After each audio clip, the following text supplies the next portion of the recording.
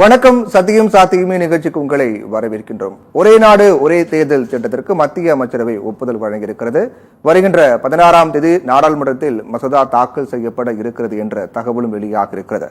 ஒரே நாடு ஒரே தேர்தலை கட்டாயம் கொண்டு வந்தே ஆக வேண்டும் என்பதில் மத்திய பாஜக அரசு உறுதியாக இருக்கிறார்கள். அதை எதிர்த்தே ஆக வேண்டும் என்பதில் எதிர்க்கட்சிகள் உறுதியாக இருக்கிறார்கள். எதிர்க்கட்சிகள் இந்த மசோதாவை எதிர்க்க காரணம் என்ன? ஒரே நாடு ஒரே தேர்தல் நடைமுறையில் என்னென்ன சிக்கல்கள் உள்ளது? ஒரே நாடு ஒரே தேர்தல் ஜனநாயக விரோத நடவடிக்கையா என்பதை பற்றிதான் இன்றைய நிகழ்ச்சியில் நாம் விவாதிக்க இருக்கின்றோம். நம்முடன் 3 சிறப்பு விருந்தினர்கள் இணைகிறார்கள். முதலாவதாக திரு காரை செல்வராஜ் மதிமுகவிலிருந்து, திரு தூத்துக்குடி செல்வம் பாஜகவிலிருந்து, திரு துரைபாண்டியன் அரசியல் விமர்சகர். 3 பேரையும் நிகழ்ச்சியில் வரவேற்கிறோம். துரைபாண்டியன் சார், உங்ககிட்டே தொடங்குறேன். இந்த ஒரே நாடு ஒரே தேர்தல் அப்படிங்கிறது பல வருஷமா பேசப்பட்டு வரக்கூடிய ஒரு பேச்சாகவும் அதற்கு ஆதரவாகவும் எதிர்ப்பாகவும் பல காரணங்கள்லாம் சொல்லப்பட்டு வருது. இப்போ அது ஒரு இறுதி கட்டத்தை நெருங்கி இருக்கு அப்படின்னு நம்ம எடுத்துக்கலாம். இப்போ மத்திய அமைச்சர் ஒப்புதல் கொடுத்திருக்காங்க, நாடாளுமன்றத்தில் தாக்கல் செய்ய போறாங்க. அது என்ன நடக்கும் அப்படிங்கிறத பத்தி நம்ம பேசுவோம். அதுக்கு முன்னாடி பாஜக ரொம்ப உறுதியா இருக்காங்க, இதை கொண்டு வந்து ஆகணும் அப்படின்னு. அதே சமயத்தில் எதிர்க்கட்சி உறுதியா இருக்காங்க, நாங்க கொண்டு வர விட மாட்டோம் அப்படின்னு. கடைசியில் யார் ஜெயிப்பாங்கன்னு நினைக்கிறீங்க? மக்கள் தான் ஜெயிப்பாங்க, எதிர்க்கட்சி தான் வெற்றி பெறும். அடிப்படையிலே இந்த கோரிக்கை என்பது எதிர்கட்சிகள் தான் மக்கள்னா ஆளுங்கட்சி மக்கள் இல்லையா சார்? ஆளுங்கட்சிக்கே மைனாரிட்டி தான். இப்போ கூட ஏற்கனவே இருந்ததை விட பர்சன்டேஜ் கம்மியா தான் ஓட்டு போட்டிருக்காங்க. 37.3% வாக்குகள் வாங்கியிருந்த பிஜேபி இப்பொழுது கூட 36% தான் வாக்கு வாங்கியிருக்கு. அதனால குறைந்த வாக்கு தான் வாங்கியிருக்காங்க. அதனால அவங்க தான் அரசாங்கம் இல்ல, மக்கள் தான் அரசாங்கம். சரி, மக்கள் ஜெயிப்பாங்க, மக்கள் தான் ஜெயிப்பாங்க. நான் சில தகவல்களை உங்களிடம் பரிமாறிக்கொள்கிறேன். அதாவது என்னன்னா, 79வது பாராளுமன்ற கமிட்டி ஒரே நாடு ஒரே தேர்தல் இருந்தா நல்லா இருக்குன்னு சொல்லிட்டு 2015 விட்டாங்க. சரி, இத இப்ப பாஜக பிடிச்சிட்டாங்க.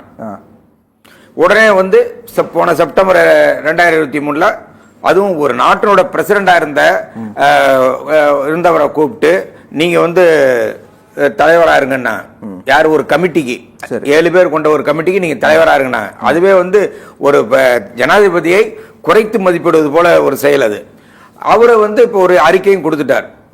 இப்ப அறிக்கையை கொடுத்த உடனே அந்த அறிக்கையில இருக்கிறது எல்லாத்தையும் இவங்க ஏத்துக்க போறது இல்ல. நல்லா கவனிங்க. தனக்கு எது வசதியோ அதை பாஜக செய்ய விரும்புகிறது. அதுல என்னன்னா 3 விதமான தேர்தலை அவர் சொல்லி இருக்கிறார். ஒன்னு சட்டமன்றத்துக்கும் நாடாளுமன்றத்துக்கும் பஞ்சாயத்துக்களை சேர்த்து நடத்துவது என்பதுதான் அறிக்கை. ஆனா இவங்க என்ன பண்றாங்க, அதாவது 100 நாள்ல பஞ்சாயத்துக்கு நடத்தணுங்கிறதா அறிக்கை. ஆனா இவங்க என்ன பண்றாங்கன்னா, சட்டமன்றம் பாராளுமன்றத்துக்கு இப்போ கொண்டு வருவோம், ஒரே நேரத்தில் பில்லுக்கு ஒரே நேரத்தில் நடத்த கொண்டு வருவோம். அதுக்கு என்ன காரணம்? முக்கியமான காரணம் என்ன? இவர்களால் முடியுமா? நான் ஒரு உதாரணத்தை உங்களுக்கு சொல்றேன். முக்கியமான காரணம் செலவு குறையும், அதாவது என்னன்னா, எங்க பிரதமர் போட்டுக்கிறாருல ட்ரெஸ், அவர் குடிக்கிற தண்ணி, அவர் பயன்படுத்துற பொருள், இதுக்கெல்லாமே 75 கோடி 80 கோடி செலவாகுது. அதனால இது ஒரு பெரிய பணமே இல்ல. அவர் போற விமானம், ஒருத்தருக்காக எப்படிப்பட்ட விமானம் தயார் பண்ணிருக்காங்க கணக்குல வச்சுங்க. இவங்க சொல்றது பணம் எத்தனை ஆயிரம் கோடி செலவாகுது? 4500 கோடி மேக்சிமம். போன பட்ஜெட்ல போட்டதே 3400 கோடி. அதை விட இந்த தேர்தலில் ஒரு பாராளுமன்ற தேர்தலுக்கு 4500 கோடி தான் மேக்சிமம் செலவாகுது. இதான். ஆனா இவங்க எதை சொல்றாங்கன்னா, பாராளுமன்ற தேர்தலில் அரசியல் கட்சிகள் செலவு பண்றாங்களா? அது 2014 தேர்தலில் பாஜக செலவு பண்ணது 30,000 கோடி. 2019 தேர்தலில் பாஜக செலவு பண்ணது 60,000 கோடி. 2024 பாராளுமன்ற தேர்தலில் பாஜக செலவு பண்ணது 1,35,000 கோடி. கிட்டத்தட்ட அமெரிக்க தேர்தலுக்கு சமமா பாஜக செலவு பண்ணிருக்காங்க. அது இல்ல, அது வரி பணம் இல்லை, அது ஊழல் பணம். அதுதான் அவங்க செலவு பண்ணிருக்காங்க. ஆனா மக்கள் வரி பணம் என்பது 4500 கோடி. இப்ப நீங்க அப்படியே கற்பனை பண்ணி பாருங்க, இந்திய நாட்டோட பட்ஜெட் 47 லட்சம் கோடி. இந்த 47 லட்சம் கோடியில 4000 கோடி அல்லது 4500 கோடி என்பது ஒரு பணமா? அப்ப 0.2% கூட வராதுதான் அந்த பணம். அதனால அது ஒரு பெரிய தொகையே இல்லை. ஆனா நீங்க 3 விஷயத்தை பார்க்கணும். ஒன்னு, இந்த திட்டத்தை ஏன் இப்பொழுது கொண்டு வருகிறார்கள்? ஏன்னா மோடியினுடைய ஆட்சி பல விதங்களில் தோல்வியை தழுவி விட்டது. விலைவாசியை கட்டுப்படுத்த முடியல, பணவீக்கத்தை கட்டுப்படுத்த முடியல. இன்னைக்கு எல்லா துறையிலும், மேனுபேக்சரிங் உட்பட, உற்பத்தி துறை உட்பட அது வந்து குறைந்து கொண்டே இருக்கிறது. இவங்க என்ன சொன்னாங்க, 7.5%, அப்புறம் 7.2% வளர்ச்சி நிச்சயம். ஆனா இன்னைக்கு வளர்ச்சி என்பது 5.2% குறைந்து இருக்கிறது என்று ரிசர்வ் பேங்க் ஆஃப் இந்தியா அண்மையில கணக்கு கொடுத்திருக்காங்க. அந்த தோல்வியிலிருந்து திசை திருப்ப மணிப்பூர் கலவரம் தீர்க்கப்படாமல் இருக்கிறது என்று உலக நாடுகளே நம்மை பார்த்து சிரித்துக் கொண்டிருக்கிறது. இன்னைக்கு உச்ச நீதிமன்றம் கூப்பிட்டு சொல்றான், இப்படி எவ்வளவு நாளைக்கு வச்சுக்கிட்டு இருக்க போறீங்கன்னு. அப்ப மணிப்பூர் கலவரத்திலிருந்து திசை திருப்ப, இப்படி அடிப்படை பிரச்சனைகளை இருந்து திசை திருப்பதற்காக இந்த கோரிக்கையை இன்னைக்கு அவங்க கொண்டு வந்திருக்காங்க. இவர்கள் சொல்லுதற்படியே கேட்டா காரணம் சொல்றீங்க, இந்த கோரிக்கையும் இந்த பேச்சும் இப்ப அதிகமா கொண்டு வரதுக்கு என்ன காரணம்னா, ஒன்னு திசை திருப்பதான், இன்னொன்னு அடிப்படை பிரச்சனைகளை தீர்க்காமல் இருக்கிறோம், தோல்வியை மறைக்கிறதுக்கும் திசை திருப்பவும் தான் இது கொண்டு வராங்க சொல்றீங்க. அதோட 2014 சொல்லிட்டு வராங்களா சார்? சொல்லிட்டு வர்றாங்க. சொல்லிட்டு வந்தா கூட இப்ப கொண்டு வர்றதுக்கு என்ன நோக்கம்? இப்ப கொண்டு வர இந்த சட்டத்தின்படி கூட நாளைக்கே வரப்போகுது 2029 தான். நல்லா கவனிங்க, 2029 தான். அப்ப கூட எப்படி வரும் ஒரு சட்டம்? அதாவது 6 சட்டங்களை வந்து நம்ம வந்து மாற்ற வேண்டி இருக்கிறது. அதாவது ஆர்டிகல் 83 பாராளுமன்றம் அமைப்பது, ஆர்டிகல் 85 பாராளுமன்றத்தை கூட்டுவது அல்லது பாராளுமன்றத்தை ஒத்திவைப்பது, ஆர்டிகல் 172 சட்டமன்றத்தை கூட்டுவது அல்லது ஒத்திவைப்பது, சட்டமன்றத்தின் கால நேரம் 174 ஆர்டிகல் 100 அது வந்து அதே மாதிரி சட்டமன்றத்தை கூட்டுவது கலைப்பது, இதெல்லாம் 174. அடுத்த ஒரு முக்கியமான ஒரு சட்டப்பிரிவு இருக்கு, என்னன்னா 356 என்ன, அதுதான் ஒரு மாநிலத்தில் அவசர நிலையை பிறப்பிப்பது அல்லது ஜனாதிபதி ஆட்சியை கொண்டு வருவது. இப்ப எனக்கு சில கேள்விகள் இருக்கிறது. இதை கொண்டு வரணும்னா சட்டத்தை மாற்ற வேண்டும் என்று சொன்னால் 2/3 மெஜாரிட்டி வேணும். நல்லா கவனிங்க, ஒரு பாராளுமன்றத்தில் 3/2 மடங்கு பாராளுமன்ற உறுப்பினர்கள் முதல்ல இதை அப்ரூவ் பண்ணும். பாராளுமன்ற லோக்சபாவிலையும் ராஜ்யசபாவிலையும் இவர்களிடம் இருப்பது எவ்வளவு? எல்லா கட்சிகளையும் கணக்கு சேர்த்தாலும் வெங்கையா நாயுடு, பீகார் 293 பேர் இருக்காங்க. 293 பேர். ஆனா 2/3 மெஜாரிட்டிக்கு எவ்வளவு பேர் வேணும்? 362 பேர். 362. நல்லா கவனிங்க, இது நிச்சயமாக மோடி அவர்கள் என்ன பண்ணாலும் 362க்கு கொண்டு வர. ஒரு கேள்வி என்ன எழுதுனா சார், இப்போ நீங்க சொன்ன மாதிரி 293 பேர் தான் இருக்காங்க, ஆனா மெஜாரிட்டிக்கு 362 பேர் வேணும் அப்படிங்கிறது அதுதான் உறுதியான கணக்கா? இல்ல அப்ப இருக்கக்கூடிய அந்த நிலையில அந்த வாக்கு நடக்கும் போது யார் எத்தனை பேர் கலந்துக்கிறாங்களோ அதுல சாதாரண ஒரு அவ்வளவு முக்கியத்துவம் இல்லாமல் ஒரு சின்ன திருத்தம் அல்லது ஒரு மாற்றம், ஒரு அமைப்பு மாற்றம்னு சாதாரண விஷயங்களுக்கு எல்லாம் சிம்பிள் மெஜாரிட்டி போதும். சிம்பிள் மெஜாரிட்டினா இருப்பவர்கள் இல்ல, இதுல கூட அப்ப ஓட்டு போடும்போது யாரு இருக்காங்களோ அந்த அடிப்படையில் முடிவு பண்றதா? 2/3 கிளியரா. அதாவது 3 விதமான சட்ட மாற்றங்கள்ங்க. ஒன்னு சிம்பிள் மெஜாரிட்டி, இன்னொன்னு அப்சல்யூட் மெஜாரிட்டி, இன்னொன்னு 2/3 மெஜாரிட்டி. இந்த சிம்பிள் மெஜாரிட்டி அப்சல்யூட் மெஜாரிட்டி இதுக்கு பொருந்தாது. 2/3 மெஜாரிட்டில இவங்க வந்து சட்டத்தை நிறைவேற்ற வேண்டும். அங்கு நிறைவேற்றியது மட்டுமல்ல, ஏன்னா இது வந்து சட்டமன்றங்களை உள்ளடக்கிய காரணத்தினால் 50% சட்டமன்றங்கள் நிறைவேற்ற வேண்டும். இது இப்போதைக்கு நடக்க போற ஒரு விஷயமே இல்லை. எனக்கு சில கேள்விகள் கேட்க தோன்றுகிறது. ரைட், நீங்க வந்து கொண்டு வரேன்னு சொல்றீங்க. மாநிலத்தில் ஜனாதிபதி ஆட்சிக்கு வழி இருக்கிறது. நல்லா கவனிங்க, மாநிலத்தில் ஜனாதிபதி 356 மூலமா அது கூட என்னன்னா 6 மாசத்துக்கு தான். அதுக்கப்புறம் எலெக்ஷன் நடத்தி ஆகணும், இல்லைன்னா எக்ஸ்டென்ஷன். மறுபடியும் பாராளுமன்றத்தில் போய் இந்த மாநிலத்தில் நான் ஆட்சியை நீட்டிக்கிறேன்னு நீங்க அனுமதி வாங்கணும். ஆனா டெல்லியில விபி சிங் ஆட்சி கலைக்கப்பட்டதா? சந்திரசேகர் ஆட்சி கவிழ்ந்ததா? அப்படி இந்த மாதிரி ஆட்சி கவிழும் போது டெல்லியில ஜனாதிபதி ஆட்சி இருக்கிறதுக்கு இந்திய நாட்டில் அரசியல் சட்டத்தில் இடம் இருக்கா? முக்கியமான பாயிண்ட் அதுதான். இதை வந்து அம்பேத்கர் ரொம்ப யோசிச்சு எழுதியிருக்காரு. அதாவது மத்தியில ஜனாதிபதி ஆட்சியே கிடையாது, மாநிலத்தில் மட்டும்தான் ஜனாதிபதியின் ஆட்சி. அப்ப மத்தியில இது மாதிரி ஏன் இப்பவே மோடியின் ஆட்சி கூட கவிழ்வதற்கு வாய்ப்பு இருக்கிறத சந்திரபாபு நாயுடு தெளிவா சொல்றாரு. ஒரே நாடு ஒரே தேர்தல் என்ற கோரிக்கையை நான் ஏற்றுக்கொள்ள மாட்டேன் என்று தேர்தலின் போதே சொன்னார். நல்லா கவனிங்க, ஆந்திராவுக்கும் தேர்தல் நடந்துச்சு, பாராளுமன்றத்துக்கு தேர்தல் நடந்தது, அப்பயே சொன்னார் நான் ஏற்றுக்கொள்ள மாட்டேன் என்று சொன்னார். நிதிஷ்குமார் எந்த பக்கம் போவாரு இன்னும் யாராலையும் சொல்ல முடியாது. அப்ப இந்த ஆட்சியை கூட கவிழ்ந்தால் கூட உடனே நான் இப்ப ஆந்திராவில் எலெக்ஷன் நடத்தணும், உடனே மறுபடியும் நடத்தணுமா? மகாராஷ்டிரா இப்ப எலெக்ஷன் நடத்தணும், மறுபடியும் இப்ப எலெக்ஷன் நடத்தணுமா? இல்ல இப்படி நான் ஒரு கேள்வி கேட்கிறேன். 2026 தமிழ்நாட்டுல தேர்தல் நடக்க போகுது. 2026 தமிழ்நாட்டுல தேர்தல் நடந்தா அது எத்தனை வருஷம் அந்த ஆட்சி இருக்கும்? 3 வருஷம், 5 வருஷம். இவங்க சொல்ற கணக்குப்படி பார்த்தா 2031. இப்ப 2029 கொண்டு வந்தீங்கன்னா இப்ப 2 வருஷம் ஒரு மாநில ஆட்சியை நீங்கள் கவிழ்ப்பீர்களா? ஜனாதிபதி ஆட்சியை நடத்துவீர்களா? இதுதான் ஜனநாயகத்தில் முக்கியமான ஒரு கேள்வி. அப்போ இந்த பல்வேறு விதமான இந்த கேள்விகளுக்கெல்லாம் பதில் தானே இந்த திருத்தங்கள் கொண்டு வராங்க, சட்டத்தில் திருத்தங்கள் கொண்டு வராங்க. படிக்க சொல்லுங்க. நான் கேட்ட கேள்விக்கெல்லாம் பதில் எங்க இருக்குன்னு சொல்லுங்க. மத்தியில ஜனாதிபதி ஆட்சி இருக்க முடியுமா? இருக்க முடியாது. காபந்து ஆட்சி தான் இருக்க முடியும். ஒரு குறிப்பிட்ட நாட்களுக்குள் நீங்கள் தேர்தலை அறிவித்து நடத்தி ஆக வேண்டும். அப்போ மாநிலத்தில் தேர்ந்தெடுக்கப்பட்ட ஆட்சியை என்ன பண்ணுவீங்க? அப்போ மத்தியில நீங்க 6 மாசத்துல கூட கவிழ்ந்து போலாம். மத்தியில 5 வருஷத்துக்கு இருக்க வேண்டிய அவசியம் இல்ல. அப்ப இங்க 5 வருஷத்துக்கு இருக்கிறதுக்கு எனக்கு அப்சல்யூட் மெஜாரிட்டி இருக்கு. இப்ப ஜனநாயகம் என்ன சொல்லுது? எந்த கட்சிக்கு பெரும்பான்மை இருக்கிறதோ அவர்கள் ஆட்சி நடத்தலாம் என்று சொல்கிறார்கள். ஆனா மத்தியில கவிழ்ந்து போனா மாநிலத்தில் கவிழ்க்க வேண்டிய அவசியம் என்ன இருக்கிறது? அதனால பணம் என்பது பெரிய விஷயமே அல்ல. இதுல என்னன்னா ஒரு விஷயம் தெளிவா இருக்குங்க. ஒரே நாடு ஒரே தேர்தல், ஒரே நாடு ஒரே மொழி, ஒரே நாடு ஒரே கலாச்சாரம், இப்படி சொல்லிக்கொண்டே போய் ஒரே நாடு ஒரே தலைவர், அவர் மோடி அநேகமா பிரசிடென்ட் ஃபார்ம் ஆஃப் கவர்மெண்ட்டுக்கு மாறுவதற்கான ஒரு வாய்ப்பு இருக்கிறது. இது ஜனநாயகத்துக்கு நல்லதல்ல.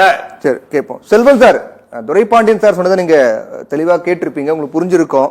2 விஷயங்களுக்காக அவங்க இதை கொண்டு வராங்க. ஒண்ணு, நாட்டில் நடக்கக்கூடிய பிரச்சனைகளை திசை திருப்புவதற்காகவும், அவங்க தோல்வியை மறைக்கிறதுக்காகவும், தோல்வியை அவங்க எதிர்கொள்ள கூடாது, அதுக்கு முன்கூட்டி ஏதாவது ஒன்று பண்ணணும் அப்படிங்கிறதுக்காகவும் இது கொண்டு வராங்க அப்படிங்கிறாரு. உங்க கூட்டணி கட்சி சேர்ந்தவங்களே இதுக்கு சப்போர்ட் பண்ணலையே சார். 3/2 பங்கு ஆதரவும் கிடையாது. எந்த அடிப்படையில் இதை நீங்க கொண்டு வரணும்னு நினைக்கிறீங்க? என்ன காரணம்? சத்தியம் தொலைக்காட்சி நிறுவனத்திற்கு, நெறியாளர் சகோதரர் பிரவீன் அவர்களுக்கு, அதை போலவே என்னுடைய சக பங்கேற்பாளர் அண்ணன் வீரபாண்டியன், நண்பர் காரை செல்வராஜ் அவர்கள், அண்ணன் துரைப்பாண்டியன், காரை செல்வராஜ், அது போல சக பங்கேற்பாளர்கள் மற்றும் இந்த நிகழ்ச்சியை சிறப்பாக ஒளிபரப்பிக் கொண்டிருக்கிற தொழில்நுட்ப கலைஞர்களுக்கு என்னுடைய முதல் வணக்கம். முதல்ல அந்த நிகழ்ச்சி தொடங்குறதுக்கு முன்னால 2 விஷயத்துக்கு நான் முக்கியத்துவம் கொடுக்கேன். ஒண்ணு காங்கிரஸ் கட்சியினுடைய மூத்த தலைவர், சட்டமன்ற உறுப்பினர் மரியாதைக்குரிய EVKS இளங்கோவன் அவர்கள் மறைந்திருக்கிறார்கள். அவருக்கு இந்த பாரதிய ஜனதா கட்சியின் சார்பில் இந்த நிகழ்ச்சியின் மூலமாக என்னுடைய ஆழ்ந்த அனுதாபங்களை தெரிவித்துக் கொள்கிறேன். இன்னொன்னு, தூத்துக்குடி மக்கள் வெள்ளத்தில் தவித்துக் கொண்டிருக்கிறார்கள். ஒரு செயல்பாடற்ற அல்லது நிர்வாக திறனற்ற ஒரு அரசின் கீழ் இந்த மக்கள் அல்லல் பட்டு கொண்டிருக்கிறார்கள். அவர்கள் இந்த துன்பத்திலே இருந்து மீண்டு வருவதற்கு என்னுடைய நீங்கள் தைரியமாக இருங்கள், எதையும் எதிர்கொள்வதற்கு தைரியமாக இருங்கள் என்று மக்களிடத்துல ஒரு வேண்டுகோளாக வைத்து நிகழ்ச்சிக்கு வரேன். அதுல என்ன கேட்டீங்கன்னா, என்னமோ ராம்நாத் கோவிந்த் அவர்கள், முன்னாள் குடியரசுத் தலைவர் ராம்நாத் கோவிந்த் அவர்களுடைய தலைமையில ஒரு கமிட்டி போட்ட உடனே ராம்நாத் கோவிந்துக்கு தகுதி குறைஞ்சிட்டுனாங்க.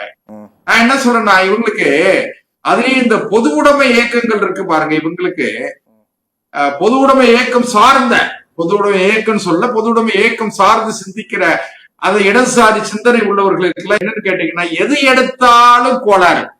ஏன்னு கேட்டீங்கன்னா, இந்த ஒரே நாடு ஒரே தேர்தல் என்பது இடதுசாரி சிந்தனையை பத்தி இல்ல. இந்த தேர்தல் எப்படி பாசிபிளா இல்லையானுங்கிறத பேசுங்க சார். சம்பந்தம் இல்லாம போறீங்க. செல்வம் சார், சப்ஜெக்ட் வாங்க. அதாவது நீங்க சொன்ன மாதிரி முன்னாள் குடியரசு ராம்நாத் கோவிந்த் பத்தி பேசுறீங்க. 2018 குடியரசு உரையிலே அவரே தெளிவா சொல்லியிருக்காரு, ஒரே நாடு ஒரே தேர்தல் வேணும் அப்படின்னு. அப்ப அது வேண்டும் அப்படிங்கிற நிலைப்பாடு கொண்டவர் நீங்க போட்டாங்க, எப்படி போடலாம்? நீங்க ஒரு விஷயம், நாங்க யார போடலாம் போடக்கூடாதுங்கிறத நீங்க டிக்டேட் பண்ண வேண்டாம். தயவுசெய்து அண்ணன் துரைப்பாண்டியன் அமைதியா இருக்க சொல்லுங்க. நான் அவர் பேசுற வரைக்கும் குறிப்பிடல. சப்ஜெக்ட் குள்ள வாங்க, நீங்க சப்ஜெக்ட் தாண்டி பேசணும். சப்ஜெக்ட் நான் இன்னொன்னு கேட்டுங்க, ஜனநாயகத்துல மக்கள் தான் எஜமானர்கள். மக்கள் தீர்ப்ப மக்களை சந்தித்து மக்களுடைய எலெக்ஷன் மேண்டேட், மக்களுடைய பீப்புள் மேண்டேட் வர்றதுக்கு இவங்களுக்கு தைரியம் இல்ல. அதனால இவங்க எதிர்க்கிறாங்க. ஒண்ணு. ரெண்டாவது, நான் என்ன சொல்றேன்னா, சட்டமன்றத்திற்கும் நாடாளுமன்றத்திற்கும் ஒரே தேர்தல் நடத்துவது என்பது, அதாவது அரசு துறை அலுவலர்களுடைய வேலை பளுவு குறைக்கும். இன்னைக்கு இருக்கிற சிஸ்டம் எப்படின்னு கேட்டீங்கன்னா, இந்தியாவில எப்ப பார்த்தாலும் தேர்தல் நடக்குது. ஒண்ணு தமிழ்நாட்டுல மாநில தேர்தல் நடக்கும், அல்லது கர்நாடகத்துல மாநில தேர்தல், அல்லது மகாராஷ்டிரால மாநில தேர்தல், அல்லது இந்தியாவில இருக்கிற எல்லா நாடாளுமன்றத்திற்கான பொது தேர்தல், அல்லது குடியரசுத் தலைவர் தேர்தல், இப்ப உள்ளாட்சி தேர்தல், இப்படி தேர்தல் திருவிழா நடந்துகிட்டு இருக்கு. இதனால என்ன ஆகும்னா, அரசு அலுவலர்களுடைய பணிச்சுமை அதிகமாகுது. அரசு அலுவலர்கள் என்ன கேட்டீங்கன்னா, தேர்தல் வந்த உடனே எலெக்ஷன் கோட் ஆஃப் கான்டக்ட் 1 மாசம் வந்துடும். எலெக்ஷன் கோட் ஆஃப் கான்டக்ட் வந்த பிறகு மக்கள் நல திட்டங்களை செயல்படுத்த முடியாது.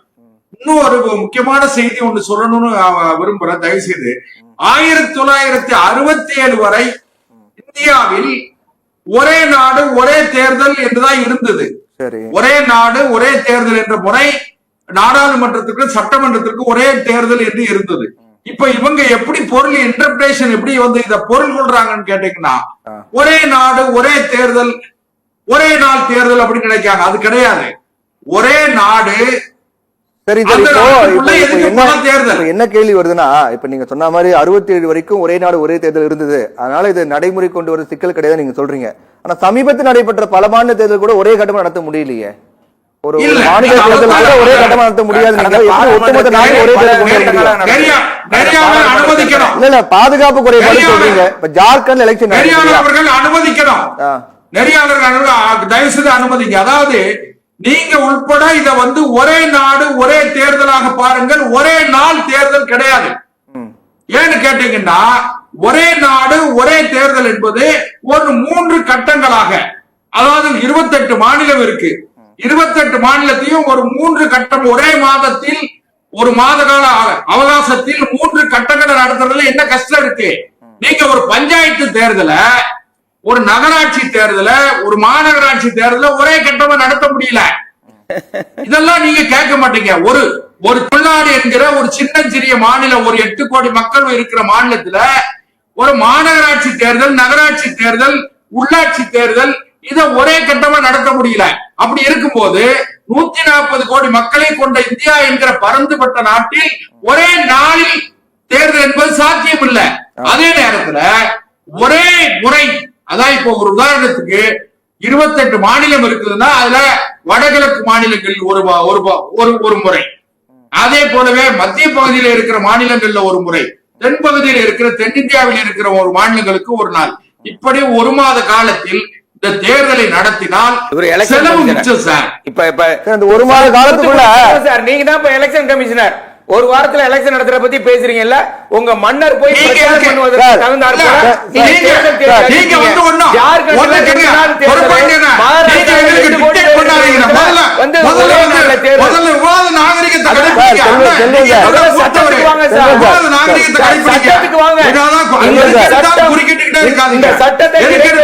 எப்படி என்ன இதனால் மக்கள் தீமை என்ன நீங்க எதை எடுத்தாலும் வாதத்துல குறுக்கிட்டீங்கன்னா வாதம் நடக்காது. இப்ப நீங்க சொன்னீங்க ஒரு குறிப்பிட்ட கால இடைவெளி விட்டு ஒரு மாதத்துக்குள்ள அந்த தேர்தலை முடிப்பீங்க அப்படின்னு சொல்றீங்க இல்லையா?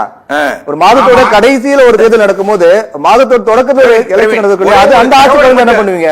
ஒரே ஒரு தகவல், தேர்தல் நடக்கலையா சார்? சார் ஜம்மு காஷ்மீர்ல நடத்த முடியலன்னா மகாராஷ்டிரால ஒரே நாள் தேர்தல் நடக்கலையா?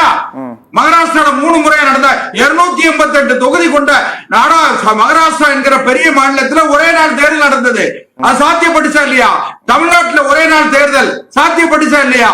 அதனால நீங்க ஒரே ஒரு விஷயம் இவங்களுக்கு பிடிக்கலங்கிறதுக்காக ஒண்ணு 1967ல இந்த தேர்தல் ஜனநாயகத்தை சீர்குலைத்து சண்டாளர்கள் யாருன்னு கேட்டீங்கன்னா காங்கிரஸ் கட்சி.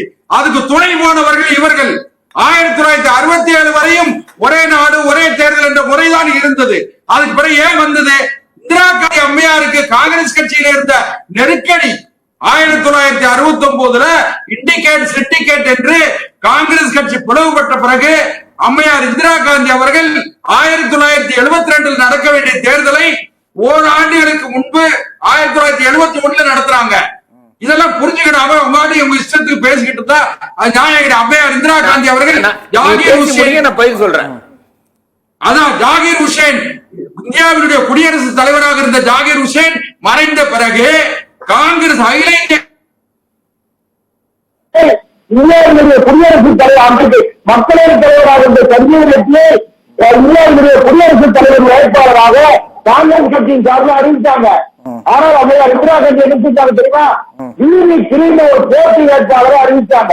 அறிவித்து அன்றைக்கு திமுக தலைவர், தமிழ்நாட்டுடைய முதலமைச்சராக இருந்த திமுக தலைவர் கலைஞர் அவர்களை பயன்படுத்தி அன்னைக்கு அந்த தேர்தலில் வெற்றி பெற்றாங்க. அதுக்கு பிறகுதான் 1971 நாடாளுமன்றத்தை கலைத்து விட்டு சட்டமன்ற தமிழ்நாடு சட்டமன்றமும் ஓராண்டுக்கு முன்பே கலைக்கப்பட்டு தேர்தல் நடந்தது. தேர்தல் ஜனநாயகத்தை சீர்குலைத்த மிகப்பெரிய குற்றவாளிகள் அல்லது அந்த குற்றத்துக்கு காரணமானவர்கள் காங்கிரஸ் கட்சியோ அதுக்கு துணை போன திமுகவும் இவங்களால இதெல்லாம் கேட்க மாட்டாங்க. இன்னைக்கு தமிழ்நாட்டுல ஒரு 10 பஞ்சாயத்துக்கு தேர்தல் நடக்கு ஒரு நாள், இன்னொரு 10 பஞ்சாயத்துக்கு 10 நாள் கருத்து நடக்கு. முனிசிபாலிட்டிக்கு நகராட்சிக்கு ஒரு நாள் தேர்தல் நடக்கு, மாநகராட்சிக்கு ஒரு தேர்தல் நடக்கு. ஒரு 6 கோடி மக்களை உள்ளடக்கிய தமிழ்நாட்டுல ஒரே நாள்ல தேர்தல் நடத்த முடியல. அதனால இவர்களுக்கு எதைத்தான் குறை சொல்றது மட்டும்தான் இவங்களுக்கு வேலை. இதெல்லாம் நாட்டு மக்களுக்கு எதிராக சிம்மல் பஜாரத்தை அடுத்த சுற்றுல பேசுவோம் சார். அடுத்த சுற்றுல நம்ம பேசுவோம். காலையில் செல்வராஜ் சார், இப்போ இந்த பாஜக கொண்டு வராங்க அப்படிங்கிறதுக்காகவே எந்த திட்டமா இருந்தாலும் அதை எதிர்க்கணும் அப்படிங்கிற ஒரு நிலைப்பாட்டுல தான் எதிர்கட்சிகள் இருக்காங்க அப்படின்னு எடுத்துக்கலாமா? ஏன்னா தொடர்ந்து எதிர்ப்பு தெரிவிச்சு வராங்க. இந்த ஒரே நாடு ஒரே தேர்தலுக்காக பல காரணங்கள் சொல்லப்படுது. அரசு பணிகளுடைய பணி சுமை குறையும், தேர்தல் செலவு குறையும், மக்கள் திட்டங்கள்லாம் பாதிக்கப்படுது, அதெல்லாம் தடைபடாது அப்படிங்கிற மாதிரி காரணங்களும் சொல்லிட்டு வருது இல்லையா? அதுக்கு மறுப்பு தெரிவிக்க முடியாது இல்லையா? இல்ல, பாஜக மீது குற்றச்சாட்டு வைத்தோம் என்பது உண்மை. அதுல எந்த திட்டங்களுக்கு நாங்கள் குற்றச்சாட்டுகளை வைத்தோம், அந்த திட்டங்கள் நாங்கள் வைத்த குற்றச்சாட்டுல ஏதாவது தவறு இருக்கா சொல்லுங்க. டிமானிட்டைசேஷன், பண மதிப்பிழப்பு குற்றச்சாட்டை வைத்தோம். அதனால் ஏற்பட்ட பாதிப்பில் இருந்து அதுக்கு பிறகு பாஜக வெற்றி பெற்றாங்க. இல்ல ஜெயிக்கிறதெல்லாம் விட்டுருங்க, ஜெயிக்கிறது தோக்குறதுங்கிறது மக்களுடைய எண்ணங்களை எப்படி புரிஞ்சுப்பீங்க? அப்போ ஒரு அரசு ஒரு திட்டம் கொண்டு வராங்க, ஒரு அரசு ஒரு திட்டம் கொண்டு வராங்க. பதில் ரொம்ப சிம்பிளா நான் சொல்லிடுவேன். எமர்ஜென்சி கொண்டு வந்ததுக்கு அப்புறம் இந்திரா காந்தி தேர்தலை ஜெயிச்சாங்க. அப்ப என்ன அர்த்தம்? அப்ப மக்கள் எல்லாமே அவசர நிலை ஆதரிக்கிறார் என்ற அர்த்தமா? சரி சரி, நான் அவர்கிட்ட பேசிட்டு சொல்லுங்க சார். இப்ப மகாராஷ்டிரா தேர்தல் குறித்து 100 தொகுதிகளில் இவிஎம் மிஷின்ல என்ன குளறுபடி பண்ணாங்க? 6.8% வாக்கு என்பது இரவு 11 இருந்து 12க்குள்ள எப்படி கூடிச்சு? 16,000 பக்கம் அறிக்கை கொடுத்து எலெக்ஷன் முடிவு அப்படிங்கிறது, எலெக்ஷன் முடிவை நம்ம தொடர்ந்து விமர்சனம் பண்ணிட்டு தான் இருக்கோம். எலெக்ஷன் முடிவு வந்தாலே ஒண்ணு அந்த இவிஎம் மிஷின்ல குறைபாடு சொல்றது, அல்லாட்டி இந்த மாதிரி எலெக்ஷன் கமிஷன் அவங்களுக்கு ஆதரவா செயல்பட்டாங்க சொல்றது, இந்த மாதிரி தொடர்ந்து இந்த குற்றச்சாட்டுகளும் இந்த மாதிரி புகார்களும் வந்துட்டே தான் இருக்கு. அது ஒரு தீர்வும் கிடைக்கல, அவங்க வெற்றி பெற்றுதான் இருக்காங்க. இப்ப தொடர்ந்து இப்ப பேசிட்டே இருக்காங்க. அந்த தீர்வுக்கு கிடைக்கிற வரைக்கும் போராட வேண்டியது ஜனநாயகத்தினுடைய கடமை. அந்த கடமையை நாங்கள் செய்து கொண்டிருக்கிறோம். என்றேனும் ஒரு நாள் அதற்கு தீர்வு கிடைக்கும் என்கிற நம்பிக்கையில தான் டிமானிட்டைசேஷனை எதிர்த்தோம். கொண்டு வரும்போது எவ்வளவு பாதிப்பு வரும்னு சொன்னா, மாநிலங்களுக்கு பணங்களை ஒதுக்கி கொடுப்பதில் மாற்றாந்தாய் மனப்பான்மையோடு பாரதிய ஜனதா கட்சி எதிர்கட்சி ஆட்சி நடக்கிற மாநிலங்கள் அந்த பிரச்சனைகள் இருக்குது, எங்களுக்கு கொடுக்க வேண்டிய நிதியை கொடுக்கல அப்படிங்கிற வச்சோம். அரசியல் சாசனத்திற்கு புறம்பாக செய்வதை நாங்கள் குற்றச்சாட்டு வைத்தோம். அதில் உண்மை இருக்கா இல்லையா? இப்பொழுது 1947 இந்தியா சுதந்திரம் அடைவதற்கு முன்னால் என்னென்ன இடங்களில் அப்படியே தொல்லியல் தரவுகள் இருந்ததோ அது அப்படியே தொடர வேண்டும் என்று சட்டம் இயற்றப்பட்டது. இன்றைக்கு வரிசையாக இந்து கோயில்களை இடித்து கட்டிய மசூதிகள் என்று ஒரு 100 கோயில்களுக்கு மேல 1000 கோயில்களுக்கு மேல லிஸ்ட் போட்டு உடைச்சுக்கிட்டு இருக்காங்க. இன்றைக்கு உச்ச நீதிமன்றம் அது எந்த வழக்கையும் எடுக்க கூடாது, அது அரசியல் சட்டத்திற்கும் முரணானது அப்படின்னு நீங்க உச்ச நீதிமன்றம் நிறுத்தி வச்சிருக்கு. நாங்க போராடினோம், நீங்க போராடினீங்க, அவங்க மசூதியை உடைச்சுக்கிட்டே தான் இருக்காங்க. இதுல என்ன உங்களுக்கு ரிசல்ட் கிடைச்சிச்சுன்னு நீங்க கேள்வி கேட்க முடியாது. இடி பத்தி குறை சொன்னோம், சிபிஐ பத்தி குறை சொன்னோம், ஐடி பத்தி குறை சொன்னோம். உச்ச நீதிமன்றமே சவுக்கால் அடிச்சிருக்கு. அரவிந்த் கெஜ்ரிவால் வழக்கு நீங்க கொண்டு வந்து முற்றிலும் தவறானது. குற்றப்பத்திரிகை தாக்கல் பண்ணாம 2 ஆண்டுகள் ஒருத்தரை நீங்க சிறையில வச்சிருக்கீங்க. நீங்க இந்த மாதிரி வேலையெல்லாம் செய்யக்கூடாது, நீங்க முறைப்படி வேலை செய்யுங்க. 5% வழக்குகள் கூட நீங்கள் 5000 வழக்குகள்ல 45 வழக்குகள்ல மட்டும்தான் நீங்கள் தீர்ப்பு வாங்கி கொடுத்திருக்கிறீங்க. மற்ற வழக்குகள்லாம் என்னாச்சு? அரசியலுக்காக நீங்கள் செய்கிற நடவடிக்கைகள் ஜனநாயகத்தை, தன்னாட்சி பெற்ற அதிகார அமைப்புகளை கேலி கூத்தாகும்னு பேசணும். இன்றைக்கு நீதிமன்றம் சொல்லி இருக்குது. அதெல்லாம் போராட்டம் என்பது ஜனநாயகம் தொடர்ந்து கொண்டே இருக்கும், அது வெற்றி பெற்ற வரை. 2வது முக்கியமாக நான் சொல்ல வேண்டியது, சென்னையில் வெள்ள பாதிப்பு. கடந்த முறை நெல்லை, தூத்துக்குடி பகுதிகளிலே மிகப்பெரிய வெள்ள பாதிப்பு. பணம் கேட்டோம், கொடுக்கல. இப்ப பணம் கேட்டோம், 900 லட்சம் கோடி கொடுத்தாங்க. உடனே பாத்தீங்களா, நாங்க நிவாரணம் கொடுத்துட்டோம்னாங்க. அந்த பணம் ஏற்கனவே கடந்த ஆண்டு எல்லா 28 மாநிலங்களில் 23 மாநிலங்களுக்கு பணம் கொடுத்தாங்க. இந்தியாவில் ஒரு 5 மாநிலங்களுக்கு மட்டும் ₹1 கொடுக்கல. தமிழ்நாட்டிற்கு ₹1 கூட கொடுக்கல. அந்த கொடுக்க வேண்டிய பணத்தினுடைய முதல் கட்ட 2வது கட்ட பங்கில் ஒரு பகுதியை தான் கொடுத்திருக்காங்களே தவிர இப்பொழுது தமிழ்நாடு அரசு கேட்டிருக்கிற அந்த 2000 கோடியில கொடுக்கல. திறனற்ற, பார்வையற்ற, இரும்பு மனம் கொண்ட, மாற்றாந்தாய் மனப்பான்மையோடு நடத்துகிற இந்த தமிழகத்து மக்கள் மீது நம்பிக்கை இல்லாமல் தமிழகத்து மக்கள் செத்து போனா என்ன, வீடு போனா என்ன, அதை பத்தி எங்களுக்கு கவலை இல்லை என்று நினைக்கிற ஒன்றிய அரசாங்கம் இருக்கிற வரையில் எங்களுடைய போராட்டம் தொடரும். நம்ம சப்ஜெக்ட்குள்ள வருவோம் சார். இப்போ அவங்க தூத்துக்குடி சில காரணங்கள் அடுக்கினாரு இல்லையா? பணி சுமை குறையும், தேர்தல் செலவு குறையும், காரணங்கள் அடுக்கிற மாதிரி எனக்கு தெரியல. அவர் 1967, 69 போயிட்டு இருக்காரு. 2014க்கு பிறகு இருக்கிற இன்றைக்கு அரசியல் சூழல் எப்படி இருக்கிறது? மக்களுக்கு எதிரான அரசாங்கம். இப்ப இந்த திட்டத்தை நான் கொண்டு வந்துடுறேங்க. 3 முக்கியமான தகவல். அண்ணன் துரைப்பாண்டியன் ரொம்ப அழகாக முதல் சுற்றுல நிறைய செய்திகளை எடுத்து வராங்க. முக்கியமாக 3 செய்திகளை மட்டும் நான் பதிவு பண்ணிடுறேன். இதுக்கு அவங்க என்ன சொல்லி இருக்கிறாங்க? துரைப்பாண்டியன் அவர்கள் சரியா சொன்னாங்க. இந்த 2024 தேர்தல்ல இந்த பாராளுமன்ற தேர்தல் நடத்துவதற்கு செலவழித்திருக்கிற தொகை 1,35,000 கோடி ரூபாய். அதுக்கு கடந்த முறை 60,000 கோடி ரூபாய். அதையும் என்ன சரியா சொன்னாங்க. அது குறையும். அந்த 1,35,000 கோடி ரூபாய் பணம் விரயமாவது குறையும் என்று சொல்லுவது உண்டு. ஒரே நாடு ஒரே தேர்தல் என்று வைக்கிற பொழுது அது எத்தனை கட்டமாக வைத்தாலும் ஓட்டர் டர்ன் அவுட் அதிகமா இருக்கும். மக்கள் இயல்பாக வாக்களிக்க வருவார்கள் என்கிற நம்பிக்கை ஒன்று. 3வது, மோர் எஃபிஷியன்ட் அட்மினிஸ்ட்ரேஷன் கொடுக்க முடியும். இந்த 1 மாசத்துக்குள்ள தேர்தல் நடந்துச்சு, அதுக்கு பிறகு மாநிலங்கள்ல தேர்தல் இல்லைன்னா அட்மினிஸ்ட்ரேஷனை எஃபிஷியன்டா கொடுக்க முடியும். அதற்கு பிறகு மாடல் கோட் ஆஃப் கான்டாக்ட்ஸ், அது ஒரு தொழிலை பாதிக்கிறது, பொருளாதாரத்தை பாதிக்கிறது. இந்த 4 கூறுகள் தான் அதில் சொல்லப்பட்டிருக்கிறது. அதுல ஒரே ஒரு கூறுக்கு மட்டும் நான் பதில் சொல்லிடுறேன். மோர் எஃபிஷியன்ட் அட்மினிஸ்ட்ரேஷன் என்று சொல்லுகிற பொழுது இதுவரையில் 10 ஆண்டுகளில் மோர் எஃபிஷியன்ட் அட்மினிஸ்ட்ரேஷன் கொடுக்காத ஒரு அரசாங்கம் இதை பற்றி பேசுவது கவலையாக இருக்கிறது. துரைப்பாண்டியன் அவர்கள் அழகா தொட்டாங்க. ஜிடிபி இந்த முறை 7% வரும் என்று சொன்னதும் 5.4% ஜிடிபி குறைந்து இழந்து காணப்படுகிற இந்திய பொருளாதாரம். கன்சம்ஷன் குரோத்ல 5.9 குறைஞ்சிட்டோம். மேனுபேக்சரிங் குரோத் 7% சொன்னாங்க, இப்ப 2.2%. ஃபாரின் ட்ரேட் இம்போர்ட் குரோத் 4.4% இருக்குன்னாங்க, 2.9 வரிசைப்படுத்தலாம். இப்படியே ஆட்சி அதிகாரத்தில் இருப்பவர்கள் என்ன செய்யறோம்னே தெரியாம இந்த இந்திய பொருளாதாரத்தை சீரழித்து இருப்பவர்கள் இந்த ஒரு நாடு ஒரு தேர்தல் மூலமாக என்னமோ பெரிய வானத்துல இருந்து திடீர்னு குதிச்சு இந்த நாட்டை எல்லாம் கட்டமைப்பை மாத்திடுற மாதிரி என்ன நடக்கும் நான் சொல்லிடுறேன். 1,35,000 கோடி நடக்கிற பொழுது இப்பொழுது மாநிலங்களவையில் ஒரு முக்கியமான கேள்வி வைக்கப்பட்டது. நிர்மலா சீதாராமனை நிதியமைச்சருக்கு வைக்கப்பட்டது.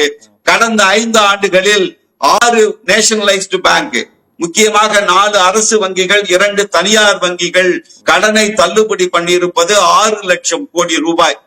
இது யாருக்கு தள்ளுபடி பண்ணீங்கன்னு கேட்டிருக்காங்க. அவங்க சொல்றது 5 ஆண்டுகளுக்கு ஒரு முறை 1,35,000 கோடி. இங்கே 5 ஆண்டுகளில் 6 லட்சம் கோடி ரூபாய் கடனை தள்ளுபடி செய்திருக்கிறார்கள்.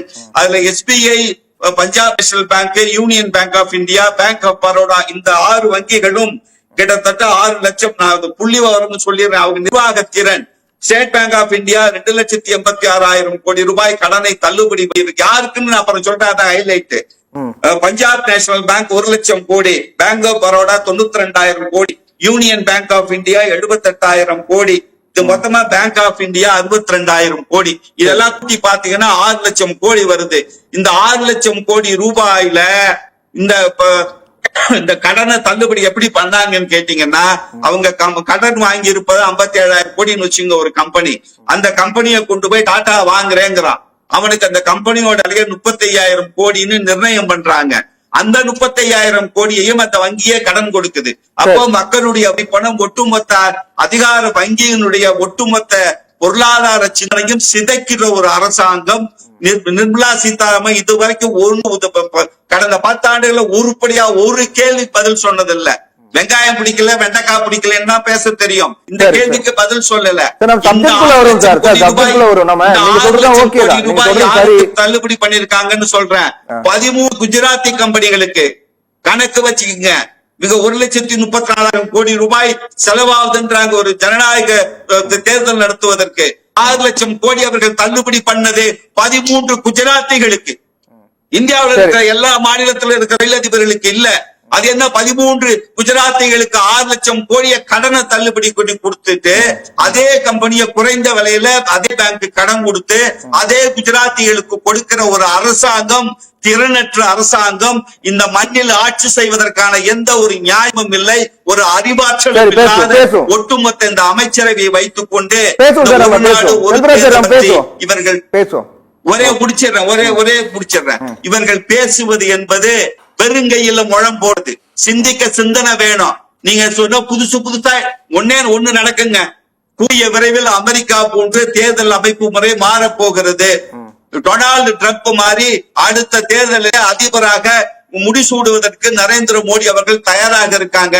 மாநிலங்களிலே ஆளுநர் ஆட்சி, மக்களாட்சி என்பது முற்றிலுமாக முடக்கப்படும். அதுதான் ஒரு நாடு ஒரு தேர்தலுடைய அடிப்படை. சரி, பேசும் துரைபாண்டியன் சார். இப்போ பாஜக தரப்புல இந்த ஒரே நாடு ஒரே தேர்தலுக்காக அதுக்கு சாதகமான விஷயங்கள் சொல்லும் போது 1951, 57, 62, 67 காலகட்டங்கள் நடந்திருக்கிறது.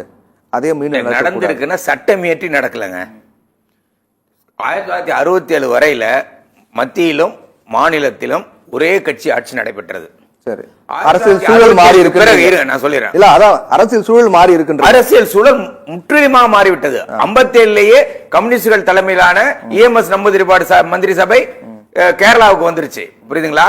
67 பல மாநிலங்களில் அங்க இருக்கிற மாநில கட்சிகள் ஆட்சிக்கு வந்து விட்டது. உதாரணம் தமிழ்நாட்டுல திமுக, அகாலிதள், இப்படி பல கட்சிகள் ஆட்சிக்கு வந்து பல கட்சிகள் மாநில கட்சிகள் ஆட்சிக்கு வந்து விட்டது. அதனால என்னன்னா காங்கிரஸ் ஆட்சியை கவிழ்த்தாங்க. அப்படி கவிழ்த்ததை எதிர்த்து தான் எஸ்ஆர் பொம்மை ஒரு வழக்கு தொடர்ந்தார். அந்த எஸ்ஆர் பொம்மை வழக்குக்கு பிறகு எந்த மாநிலத்திலும் யாராலும் எந்த ஆட்சியும் கலைக்கவே முடியாது. ஒண்ணு. அடுத்த முக்கியமான கேள்வி கேட்டா அதுக்கு பதில் சொல்ல மாட்டாங்க யாரும். அதாவது நீங்க சொன்னீங்க மேன் பவர் வேஸ்ட் ஆகுதுன்னு, மணி பவர் வேஸ்ட் ஆகுது அப்படின்னு சொன்னீங்க. இது எல்லாமே தவறானது. அதுக்கு அவர் பதில் சொன்னார். காரை செல்வராஜ் ஒரு பதில் சொன்னாரு. இன்னொன்னு சேர்த்து சொல்றேன். ரெவென்யூ ஃபோர்கான், வருமானத்தை போட்ட வரியை தள்ளுபடி பண்ணது ஒரு 8 லட்சம் கோடிக்கு மேல இருக்கு. இப்ப செலவு விட்டுருங்க. அடுத்த மேன் பவர், மெஷின் பவர். இப்ப முக்கியமான பாயிண்ட், மேன் பவர் மத்திய அரசுல மாநில அரசுல பல கோடி வேலைகள் காலியாக இருக்கிறது. இந்த தேர்தல் நடத்துறது யாரு? Central police, army, central government employee, state government employee, teachers இந்த தேர்தல் நடத்துறாங்க. பல லட்சக்கணக்கான பதவிகள் காலியா வச்சிருக்கீங்க. சோ அந்த மேன் பவர் ஒரே நாடு ஒரே தேர்தலுக்கு இப்ப டிஃபரண்ட் ஸ்டேட்ல நடத்தும் போது நம்மளால ஆட்கள் கிடைக்காம ரொம்ப கஷ்டப்பட்டு இருக்கிறோம். பல பேர் பிரெக்னன்டா இருக்கிற லேடி எல்லாம் கூட்டு போய் வச்சுக்கிட்டு இருக்காங்க. கவர்மெண்ட் பாத்து போறாங்க. இப்ப நீங்க சொல்றீங்க கவர்மெண்ட் யாரு? நாங்க தானே, அரசு ஊழியர்கள் தானே கவர்மெண்ட், வேற யாரு? சரி, அது ஒண்ணு. அடுத்தது மெஷின் பவர், முக்கியமான விஷயம். இவிஎம்ல எனக்கு உடன்பாடு இல்லை, ஆனா அது வேற விஷயம். ஆனா இவிஎம் மிஷின் இப்ப எத்தனை பயன்படுத்திட்டு இருக்கோம்? 18 லட்சம். அதை எத்தனை தடவை பயன்படுத்த முடியும்? 3 தடவை பயன்படுத்த முடியும். இப்போ ஒருவேளை ஒரு அப்ராக்சிமேட்டா கணக்கு போட்டீங்கன்னா இந்த மாதிரி நாடாளுமன்ற தேர்தலும் சட்டமன்ற தேர்தலையும் ஒன்னா நடத்தினீங்கன்னா நமக்கு தேவை 30 லட்சத்துக்கு மேல இவிஎம் மெஷின்ஸ். ஸ்டோர் பண்றது மட்டும் இல்ல பிரச்சனை, இந்த மெஷினை உற்பத்தி பண்ணா 1.5 வருஷம் ஆகும். அப்ப 29 வரையில மக்கள் பிரச்சனை திசை திருப்பதற்காக இதே பேசிட்டு இருப்போம். இப்ப நாடாளுமன்றத்தில் எதை பேசுவோம்? ஒன் நேஷன் ஒன் எலெக்ஷன் சொல்லுவீங்க, நாங்க எதிர்ப்போம். இப்ப என்ன ஆகுனா மக்கள் பிரச்சனை திசை திருப்பப்படுகிற ஒரு ஆபத்து இருக்கிறதுங்கிறதா ஒண்ணு. அதுக்கு அடுத்தது என்னன்னா பணம் இல்ல பிரச்சனை. இப்போ பணங்கிறதுலாம் ஒரு பிரச்சனை இல்லைங்க. இந்திய நாட்டை அவரு காரை செல்வராஜ் சொன்னார்ல 1,35,000 கோடி, அது அரசாங்கம் செலவு பண்ணல, இந்த கட்சிகள் செலவு பண்ணது. மக்கள்கிட்ட போன பணம் லஞ்சமா கொடுத்தது. ஒரு ஓட்டோட வேல்யூ எவ்வளவு தெரியுங்களா? 1400 ரூபாய் ஒரு ஓட்டுக்கு. இன்னைக்கு அப்படிதான் நம்ம எலெக்ஷன் நடந்திருக்கு. அது ஒரு அவமான சின்னம். நான் அந்த விஷயத்துக்கு போல. இப்ப நமக்கு இருக்கிற பிரச்சனை என்னன்னு பாருங்களேன். பாராளுமன்ற தேர்தலில் கோரிக்கை வேறு, கொள்கை வேறு. நல்லா கவனிங்க, அஜெண்டாவே வேற, டிஃபரண்ட் டிமாண்ட்ஸ். சட்டமன்ற தேர்தலில் டிஃபரண்ட் டிமாண்ட்ஸ், அதுக்கும் அஜெண்டா வேற. உள்ளாட்சி தேர்தலில் அதுக்கு அஜெண்டா வேற. மூன்று விதமான அஜெண்டாக்கள் கோரிக்கையில வைத்து நடைபெறுகிற தேர்தல். அது ஒரு பக்கம். இவ்வளவு அக்கறையா இருக்கிற பாரதிய ஜனதா ஏன் ஏற்கனவே பாராளுமன்றத்தில் ஒரு சட்டம் இயற்றப்பட்டது, ஆனால் தோல்வி அடைந்து விட்டது. என்னன்னா ப்ரொபோர்ஷனேட் ரெப்ரசன்டேட்டிவ் சிஸ்டம் என்று சொல்லி ஒன்று இருக்கிறது. விகிதாச்சார அடிப்படையில் கட்சியை தேர்ந்தெடுப்பது. நல்லா கவனிங்க, இவங்க சொல்றாங்களா 1,30,35,000 கோடி செலவு வீணுன்னு. அது இந்த செலவை குறைக்கணும்னா கேண்டிடேட் செலவு பண்ணக்கூடாது. தேர்தலுக்கு அரசாங்கம் தேர்தலை நடத்த வேண்டும். அது எப்படி நடத்த வேண்டும்னா, ஆளுக்கு இல்ல, துரைப்பாண்டியனுக்கு இல்ல ஓட்டு, ஸ்டாலினுக்கு இல்ல ஓட்டு, அல்லது ராகுல் காந்திக்கு இல்ல ஓட்டு, மோடிக்கு இல்ல ஓட்டு, அந்த கட்சிக்கு தான் ஓட்டு. அந்த கட்சிக்கு ஓட்டு போட்டதுக்கு பிறகு அந்த கட்சி எத்தனை சதவீதம் வாக்கு பெறுகிறதோ அதற்கு தகுந்தாற்போல் பாராளுமன்றத்திலும் சட்டமன்றத்திலும் உறுப்பினர்களை பகிர்ந்தளித்து விடுவார்கள். ஆமா, ப்ரொபோர்ஷனேட் ரெப்ரசன்டேட்டிவ் சிஸ்டம் என்று இதற்கு பெயர். ஆனா ஏன் இதை பத்தி யோசிக்க மாட்டேங்கிறீங்க? அரசாங்கமே தேர்தல் நடத்திட்டுங்க, ஏன் இந்த கருப்பு பணத்தை எல்லாம் வெள்ளை பணமா ஆக்குற வேலையை பண்றீங்க? அதுக்கு அடுத்தது என்ன? ப்ரொபோர்ஷனல் ரெப்ரசன்டேட்டிவ் சிஸ்டம் நீங்க கொண்டு வந்து பாருங்க. இப்ப பாத்தீங்கன்னா சில கட்சிகள் 10% கூட ஓட்டு வாங்கியிருப்பாங்க, ஆட்சிக்கு வரவே முடியாது. அப்ப 10% 543ல அவன் 54 சீட்டுக்கு வந்துருவான். புரியுதா உங்களுக்கு? எல்லா கட்சிகளுக்கான வாய்ப்பும் கிடைக்கும், சிறு கட்சிகளுக்கும் தன்னுடைய குரலை கொடுக்க முடியும். அப்படி இருக்கிற பொழுது அதை பற்றி யோசிக்காமல் இப்ப நீங்க இதை யோசிப்பதற்கு என்ன காரணம் சொல்லுங்க? இப்ப ஏன் இந்த நேரத்துல, அது 2029 தான் அது அமலுக்கு வருங்கிறீங்க. இந்த 2029 வரையில நாட்டு மக்கள் எதை பேசிக் கொண்டிருப்பார்கள்? இந்த தேர்தலை பத்தி தான் பேசிட்டு இருப்பாங்க. இல்ல, அதுக்கு ஒரு கமிட்டி அமைச்சாங்க, முன்னாள் கமிட்டி அமைச்சாங்க, கமிட்டி அமைச்சாங்க. ஒரு 53 கட்சிகள் கிட்ட கருத்து கேட்டாங்க, 18,000 பக்கம் அறிக்கை தாக்கல் பண்ணிருக்காங்க. நான் சொல்றேன், 12,000 பக்கம் அறிக்கை தாக்கல் பண்ணிருக்காங்க, 20,000 பேர் ரெப்ரசன்ட் பண்ணிருக்காங்க, 37 கட்சிகள்ல 15 கட்சிகள் எதிர்ப்பு தெரிவிச்சிருக்கு. 20,000 பேர்ல 80% இதுக்கு ஆதரவு தெரிவிச்சாங்க. அது யாருங்க அந்த 80%? காங்கிரஸ் கட்சியே போய் நேரா எதிர்ப்பு தெரிவிக்குது. அது எத்தனை கோடி உறுப்பினர்களை கொண்ட ஒரு இயக்கம் நினைச்சு பாருங்க. திரிணாமுல் காங்கிரஸ் எதிர்ப்பு தெரிவித்திருக்கிற, திராவிட முன்னேற்ற கழகம் எதிர்ப்பு தெரிவித்திரு, கம்யூனிஸ்டுகள் எதிர்ப்பு தெரிவித்திரு. இதெல்லாம் எத்தனை கோடி மக்களுடைய ரெப்ரசன்டேட்டிவ் கணக்கு போட்டு பாருங்க. ஆனா 20,000 பேர்ல 80% ஒத்துக்கிட்டாங்க. யாருங்க சாதாரண மக்கள்? எந்த சாதாரண மக்கள்கிட்ட போய் கேட்டீங்க? வயல்ல வேலை செய்யற குப்பன்டி சுப்பன்டி போய் பேசுனீங்களா? அவனுக்கு இந்த தேர்தலை பத்தி ஏதாவது தெரியுமா?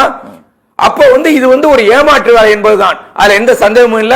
இவர் அடிப்படை பிரச்சனையை காரை செல்வராஜ் சொன்னதோட சேர்த்து நான் சொல்லிடுறேன். ஒட்டுமொத்தமா இந்திய நாட்டினுடைய பொருளாதாரம் வீழ்ச்சியை நோக்கி சரிந்து கொண்டிருக்கிறது, போய்கொண்டிருக்கிறது. அதை திசை திருப்ப வேண்டும் என்று சொன்னால் வேற ஏதாவது ஒன்றை பேச வேண்டும். இதுதான் ஹிட்லரிசம். மக்களை பரபரப்பாக வைத்துக் கொண்டிருக்க வேண்டும். ஒன்றிலிருந்து மற்றொன்று, மற்றொன்றிலிருந்து இன்னொன்று சொல்லி மாறி மாறி அவன் குழம்பிக்கிட்டே இருக்கணும். அதுதான் இவர்களுக்கு வாழ்க்கையை கொடுக்கும் என்று நம்புகிறார்கள். மக்கள் நிச்சயமாக புரிந்து கொள்வார்கள். பேசும், தொடர்ந்து பேசும். பிரேக். ஒரு சிறிய விளம்பர இடைவெளிக்கு பிறகு சத்தியம் சாத்தியமே தொடரும்.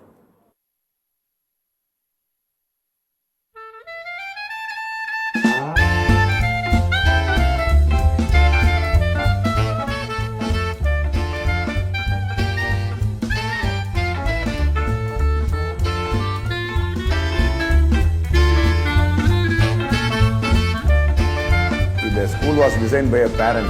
Olive Tree Global School CBSE. Admissions open.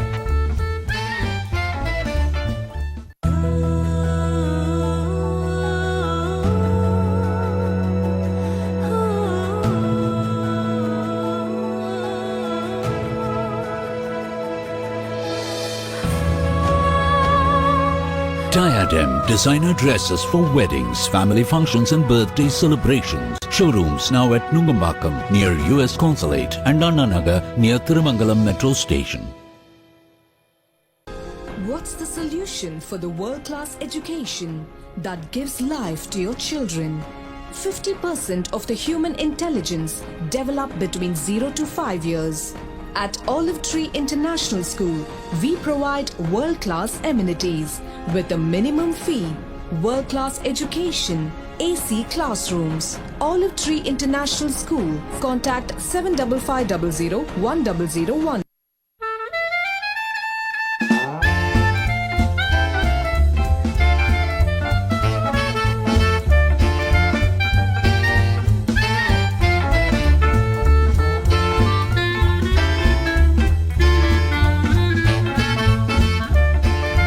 The school was designed by a parent.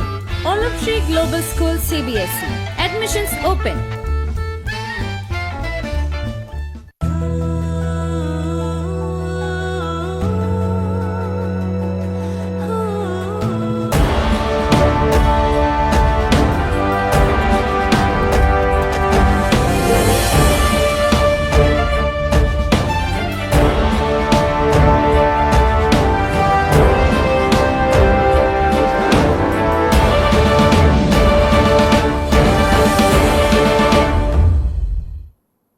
சத்தியம் சாத்தியமே தொடர்கிறது. ஒரே நாடு ஒரே தேர்தல் குறித்து நாம் விவாதித்துக் கொண்டிருக்கிறோம். தொடர்ந்து நாம நிகழ்ச்சிக்குள்ள போகலாம். காரை செல்வராஜ் சார், இப்போ மெஜாரிட்டி அப்படின்னு பார்க்கும்போது மத்திய பாஜக அரசுக்கு மெஜாரிட்டி இல்லைங்கிறது தான் 2 இடங்களிலும் லோக்சபா ராஜ்யசபாலும் இருக்கு.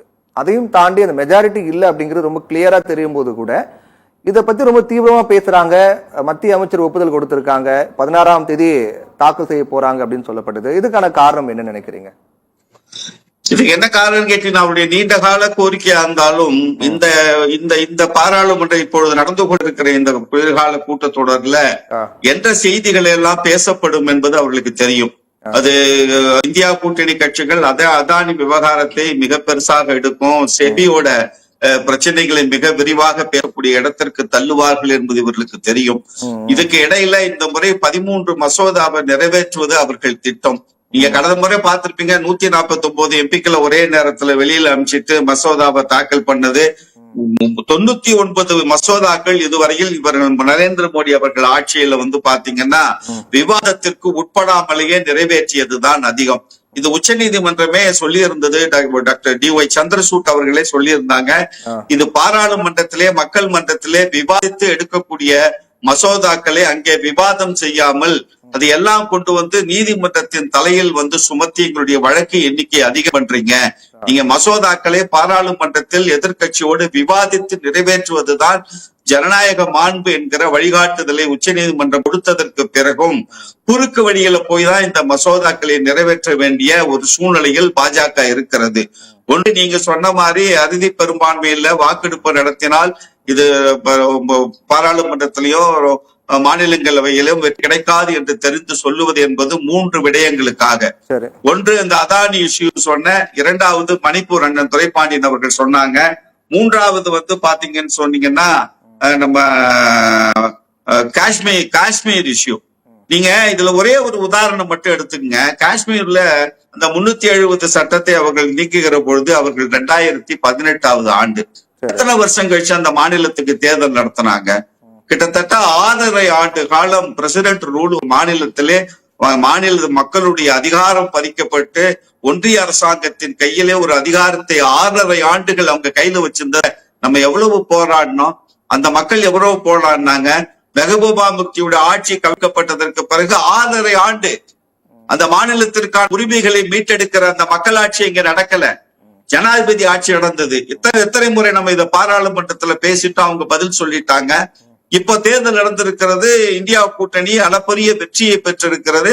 தேர்தலுக்கு முன்னால் என்ன சொன்னாங்க, நாங்க அதையெல்லாம் நீக்கி விடுவோம், மறுபடியும் நாங்க எல்லாத்தையும் காஷ்மீரை சுத்தம் பண்ணிடுவோம். நாங்க இந்தியா கூட்டணி ஆட்சி அமைத்த உடனே அதை பத்தி பேசவே இல்லை. இதுதான் இவர்களுக்கு தெரிந்த ஜனநாயகம். இதுல நீங்க முக்கியமாக கவனிக்க வேண்டியது, நீங்க இதுல இருக்கிற சேலஞ்சஸ் என்னன்னு நம்ம பார்க்கணும். ஒன்று பொருளாதாரம் என்பதை ஒரு பக்கம் ஒதுக்கி வச்சிருங்க, அதை நானும் சொல்லிட்டேன், துரைப்பாண்டியன் அவர்களும் சொல்லிட்டாங்க. என்னுடைய கருத்து நல்ல கருத்தையும் அண்ணன் திருத்தினாங்க. நான் 1,35,000 கோடி என்பது மொத்த செலவு என்பது அரசாங்கத்தின் செலவு. ஆனால் நான் ஒரு இடத்துல படிச்ச அரசாங்கத்தினுடைய நேரடி செலவு 6,000 கோடி தான் இந்த 2004. மிச்சமெல்லாம் அந்த MLA MP தேர்தலில் நிற்பவர்களுடைய பங்குன்னு. அதை விட்டுருங்க, நான் இன்னெஃபிஷியன்ட் அட்மினிஸ்ட்ரேஷன் தான் இப்ப நடந்துட்டு இருக்குன்னு அதுக்கு நான் காரணத்தை சொல்லிட்டேன். இதுல என்ன சேலஞ்சஸ் இருக்குது? இயற்கை ஒரு சிங்க்ரனைஸ் பண்ண முடியாதுங்க. ஒரு பாராளுமன்ற தேர்தலுடைய சிந்தனை போக்கு என்பது வேறு, ஒரு சட்டமன்றத்தினுடைய சிந்தனை போக்கு என்பது வேறு. தேர்தல் களத்துல இரண்டையும் கொண்டு போய் நம்ம மக்களிடம் குழப்பிடக்கூடாது. இவங்க என்ன நினைக்கிறாங்கன்னு கேட்டீங்கன்னா, பாஜகவை பொறுத்தவரை மாநில கட்சிகளுடைய அதிகாரத்தை ஒட்டுமொத்தமாக சிதைப்பது என்பதுதான் அவங்களுடைய நோக்கம். நீங்க இந்த மாதிரி தேர்தலை வச்சிட்டீங்கன்னா, சட்டமன்ற தேர்தலிலே இருக்கிற மக்களுடைய போக்கு என்பது ஒன்றிய அரசாங்கத்தினுடைய பாராளுமன்ற தேர்தலை நோக்கி பரபரப்பாக கொண்டு போயிட்டாலே அந்த மாநில கட்சிகளுடைய வளர்ச்சி தடைப்படும், அவர்களுக்கான அந்த தேர்தல் பங்களிப்பு என்பது மாநிலங்களிலே குறைந்து விடும் நினைக்கிறாங்க. இதுல இன்னொரு காரணமும் சொல்லிடுறேன். நீங்க சாதிவாரி கணக்கெடுப்பு இப்ப எடுக்கணும்னு சொல்லும் போது ஏன் எடுக்க மாட்டேன், அதையும் இந்த பார்லிமெண்டத்துல பேச போறாங்க. 1990-91 சாதிவாரி கணக்கெடுப்பு எடுத்ததற்கு பின்னால் தான் உத்தரப்பிரதேசத்துல முலாயம் சிங் யாதவ், பீகார்ல லாலு பிரசாத் யாதவ் போன்று மாநில கட்சியினுடைய சாதிய நோக்கு கொண்ட தலைவர்களுடைய மாநிலத்தினுடைய அவர்களுடைய ஆட்சியின் கீழ் அந்த மாநிலங்கள் வந்தது. அதே மாதிரி நீங்க பல மாநிலங்கள்ல பாத்தீங்கன்னா மாநில கட்சியினுடைய அதிகாரத்திற்குள் அந்த மாநிலங்கள் வந்திருப்பதற்கு ஒரே காரணம் இந்த சாதிவாரி கணக்கெடுப்பு என்பது அது இடஒதுக்கீட்டில் வந்து நிற்கும், பரவலாக மக்களுக்கு அதிகாரம் சென்றடையும், கல்வி வேலை வாய்ப்புல அதிகாரம் போயிரும். இப்படி எல்லாம் போனா மாநில கட்சியில் நம்ம ஒண்ணுமே செய்ய முடியாதுன்னா ஒரு நாடு ஒரு தேர்தலை கொண்டு வா, அந்த தேர்தல் மூலமாக பாராளுமன்றத்தினுடைய தேர்தல் நடவடிக்கைகள் மட்டும் அதிகமாக பேசப்படுவது மாதிரி செய்யணும். சட்டமன்ற தேர்தலிலே அந்தந்த மாநில கட்சியினுடைய குரல் ஒடுக்கப்பட வேண்டும். இந்த மாதிரி சிந்தனைக்குள்ள கொண்டு வருவது என்பதும் அமெரிக்க ரீதியிலான முறையிலான தேர்தலை கொண்டு வந்து இந்தியாவினுடைய முதல் அதிபராக நரேந்திர மோடி அவர்கள் இருந்தார் என்கிற ஒரு பெருமையோடு அவர் வீட்டுக்கு செல்லணும்னு நினைக்கிறாரு. ரெண்டாவது, ரெண்டு பேரையும் சிங்க்ரனைஸ் பண்ண முடியாது. அந்த ரெண்டு சட்டமன்ற தேர்தலையும், உள்ளாட்சி மன்ற தேர்தல் என்பது வேறு, அது கூட சேர்த்து இதை நடத்திட முடியாது. ஏன்னா அதுல வந்து நிறைய கட்சிகள் இல்ல, ஊராட்சிகள் இடங்கள்ல சின்னங்கள் இருக்காது, கட்சியினுடைய சின்னங்கள் இருக்காது, அங்க தேர்தல் இருக்கிற முறையே என்பது வேறு. மூணாவது, ஒரு ஆட்சியை கவிழ்க்கிறீங்க, என்ன செய்ய போறீங்க? ஒரு ஹங்கு பார்லிமெண்ட் வருது, யாரும் அறுதி பெரும்பான்மை பெறாத ஒரு சூழ்நிலையில் ஒரு சட்டமன்றம் இருக்கிறது என்று சொன்னால் அந்த நேரத்துல என்ன பண்ண போறீங்க? யாரை வச்சு பஞ்சாயத்து பண்ண போறீங்க? அப்போ என்ன நடக்கும்? இதே மராட்டியத்துல நடந்து கொண்டு இருக்கிற மாதிரி சிவசேனால இருந்து ஷிண்டேயை பிரிச்சுக்கிட்டு வா, தேசியவாத காங்கிரஸ்ல இருந்து அஜித் பவாரை பிரிச்சுக்கிட்டு வா, தேர்தலுக்கு முன்னால 75,000 கோடி ரூபாய் ஊழல் பண்ண ஊழல் பெருச்சாலின்னு இதே நரேந்திர மோடி சொன்னவர் சரியாக 8வது நாள் அஜித் பவார் அவர் பேர் என்ன? அஜித் பவார் தானே? அஜித் பவார் தான். அஜித் பவார் அவர்கள் பாஜக கூட்டணியிலே அந்த கட்சியை உடைச்சுக்கிட்டு வந்த உடனே புனிதர் ஆயிட்டார். இன்னொரு செய்தியை சொல்றேன், இப்ப துணை முதல்வராக பதவி ஏற்கிறதுக்கு அந்த தேதிக்கு முதல் நாள் அவர் கையகப்படுத்தி வைத்திருந்த 1000 கோடி ரூபாய் சொத்துக்களை மீண்டும் அஜித் பவாருக்கு திருப்பி கொடுத்த அரசாங்கம், வெட்கம் கெட்ட அரசாங்கம். தமக்கு தேவை என்று சொன்னால் எந்த இடத்திற்கும் எந்த லெவலுக்கும் கீழே போய் நாட்டினுடைய மாண்பை, ஜனநாயகத்தை, தன்னாட்சி பெற்ற அதிகார அமைப்புகளுடைய அந்த அதிகார வரம்புகளை எல்லாம் உடைத்து நொறுக்கி ஒரு தனி மனிதனுடைய சிந்தனைக்கு இந்த நாடு நகர்வது என்பது மிகப்பெரிய கொடுமையிலும் கொடுமை. இது ஒரு சர்வாதிகார போக்கு. ஒரு நாடு ஒரு தேர்தல் என்பது நடத்துவதற்கு இவர்கள் தகுதியற்றவர்கள். அதற்கான இவர்கள் சொல்லியிருக்கிற எந்த காரணத்தையும் இவர்கள் கடந்த 10 ஆண்டுகளில் செய்யாமல் தோல்வியுற்றிருக்கிற ஒரு அரசாங்கம். கோயில கட்டினா ஒழுகுது, பாராளுமன்றத்தை கட்டினா ஒழுகுது. ஒரே மாசத்துல 14 பாலங்கள் பீகார்ல உடைஞ்சு விழுந்துச்சு இவர்கள் ஆட்சியில. தொங்கு பாலம் குஜராத்ல மெயின்டெனன்ஸ் பண்ண மறுநாள் உடைஞ்சு விழுந்துச்சு. அதற்கெல்லாம் மோடி அவர்கள் ஓபன் பண்ண பாலமே உடைஞ்சு போச்சு. இப்படி எல்லாம் நிர்வாக திறனற்று இருக்கிற ஒரு அரசாங்கம் நிர்வாகத்தை மேம்படுத்துவதற்காக தான் ஒரு நாடு ஒரு தேர்தல் என்று சொன்னால், let them come to Tamil Nadu, we will train them. Dravida model அரசு அவர்களுக்கு ஒரு படிப்பினை சொல்லி கொடுத்து பாடம் நடத்தி ஒரு 6 மாசம் கோச்சிங் கிளாஸ் வர சொல்லுங்க. அமைச்சரை போறான், முடிந்தாலும் பிரதமரையும் வர சொல்லுங்க. தமிழ்நாடுல 100 ஆண்டு கால திராவிட இயக்கம் என்பது 1925-30களிலேயே இந்திய பொருளாதாரத்தை பற்றி எங்கள் தந்தை பெரியார் பாடம் நடத்தி இருக்கிறார். அந்த பாடத்தை கற்ற நாங்கள் இன்றைக்கு வரைக்கும் அதை நடைமுறைப்படுத்திக் கொண்டிருக்கிறோம். தந்தை பெரியார் ஆசானை நீங்கள் ஏற்றுக்கொள்ளவில்லை என்று சொன்னாலும் அவர் எங்களுக்கு சொல்லிக் கொடுத்த பொருளாதாரத்தை, நாட்டினுடைய வளர்ச்சியை, மக்களாட்சியை, மக்களுடைய மாண்பை கற்றுத் தருவதற்கு நாங்கள் தயார். 6 மாத காலம் அண்ணாமலை வெளிநாட்டுக்கு படிக்க போன மாதிரி ஒரு குரூப்பா எல்லாரையும் தமிழ்நாட்டுக்கு வர சொல்லுங்க, நம்ம கத்துக்கொடுப்போம். துரைபாண்டியன் சார், இப்போ ஒரு மத்திய அரசா இருக்கட்டும், ஒரு மாநில அரசா இருக்கட்டும், ஒரு சட்டம் கொண்டு வராங்க, ஒரு நடைமுறை கொண்டு வராங்க அப்படின்னா அது எல்லாருக்கும் எனக்கு நேரம் குறைவு. சொல்லுங்க செல்வன் சார், சொல்லுங்க சார், உங்க கருத்து சொல்லுங்க சார். ஏன்னா நேரத்துக்கு எனக்கான நேரம் இடையில பேசிட்டு இருக்காங்க. திரு அண்ணாமலை மேல் படிப்பு, அண்ணாமலை ஊழல் வழக்குல உள்ளவன், ஊழல் வழக்குல ஜெயிலுக்குள்ள உட்கார்ந்து கம்ப்ளைண்ட் போகல, படிப்பு அடிக்க போனாரு.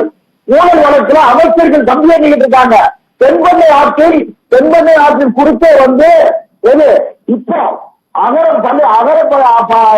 அகரப்பட்டுங்கிற கிராமத்துல தென்பெண்ணை ஆற்றின் குறுக்கே ஒரு 16 கோடியில ஒரு ஆட்சி பாலம் கட்டாங்க. 4 கிலோமீட்டர் 250 மத்திய அரசு மீது ஒரு விமர்சனம் வைத்து ஒரு குற்றச்சாட்டு வச்சு நீங்க மாநில அரசு பத்தி சொல்றீங்க.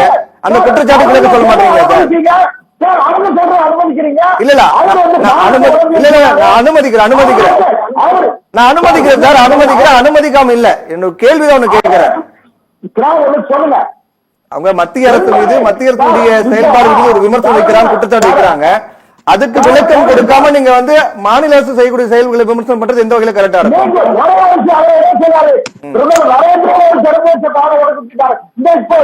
ஒரு 4 நேரத்துக்கு முன்னால தென்பதையாருக்கு கொடுக்க ஒரு 4 கிலோமீட்டர் 250 மீட்டர் தொலைவு 16 கோடியில கட்டின பாலத்தை பொதுப்பணித்துறை அமைச்சர் ஏழாவது கடந்த 2023 மார்ச் 2 தொடங்கினாரு. அவர் அடிக்கல் நாட்டினாரு. இந்த வருஷம் செப்டம்பர் மாசம் 2 தொடர்ந்து அவர் தான் ஓபன் பண்றாரு. அந்த பாலம் எடுத்து தனியா போயிட்டு நம்ம சப்ஜெக்ட்குள்ள வரும் சரி, நம்ம சப்ஜெக்ட்குள்ள வருவோம் சார், சப்ஜெக்ட்குள்ள வரலாம் சார். சரி, ஓகே. இல்ல, இப்போ மக்களவையிலும் பெரும்பான்மை கிடையாது, மாநிலவையிலும் 3/2 பங்கு கிடையாது. சார் ஒரே விஷயம், இதெல்லாம் எங்க பொறுப்பு? நீங்க களத்துக்கு வாங்க. நாடாளுமன்றத்துல இது வந்து அமைச்சரவை அனுமதி கொடுத்திருக்கு, அதாவது கேபினட் அப்ரூவ் பண்ணிருக்கு. அமைச்சரவை ஒப்புதல் கொடுத்துட்டாங்க சார், அது மாற்று கருத்து இல்ல, மறுக்கல. மக்களவையில போதிய பெரும்பான்மை இல்ல, மாநிலவையும் இல்ல சார். ஒன்னே ஒரு கேள்வி இல்ல, இப்போ இந்த ஒரே நாடு ஒரே தேர்தல் அப்படிங்கிற பேச்சு அடிபட்ட பிறகு பல விஷயங்கள் மறந்து போச்சு இல்லையா? மணிப்பூர் விவகாரம், அதானி விவகாரம், விவசாயிகள் போராட்டம் பண்ணிக்கிட்டு இருக்காங்க, அந்த போராட்டம், இதை பத்தியும் பேசாம ஒரே நாடு ஒரே தேர்தல் பத்தி மட்டும் பேசிட்டு இருக்கோம்னா திசை திருப்பக்கூடிய செயலா இல்லையா? இல்ல, கள்ளக்குறிச்சி விவகாரம், மின்கட்டண உயர்வு விவகாரம், பக்கத்தன உயர்வு விவகாரம், பால்நிலை உயர்வு விவகாரம் எல்லாத்தையும் மறந்துருக்கேன். நான் ஒன்னே ஒரு கேளுங்க சார், இந்த திராவிட மாடல் என்று இவர்கள் எல்லாம் ஏமாற்றி கொண்டிருக்கிறவர்கள், இவருக்கு என்ன பிரச்சனை? இவர் நண்பர் காரை செல்வராஜ் சொன்னாரு, உள்ளாட்சி தேர்தலில் சின்னம் கிடையாது சொன்னாரு. இன்னும் அவர் தமிழ்நாட்டில இருக்காரான்னு தெரியல. பேரூராட்சியில கூட பேரூராட்சி உறுப்பினருக்கே தேர்தல் சின்னம், கட்சி சின்னம் உண்டு. பேரூராட்சி தலைவருக்கு கட்சி சின்னம். அதனால ஒண்ணு கேள்வி சார், இவங்களுக்கு மக்களை சந்திப்பதற்கு பயம் இருக்கு.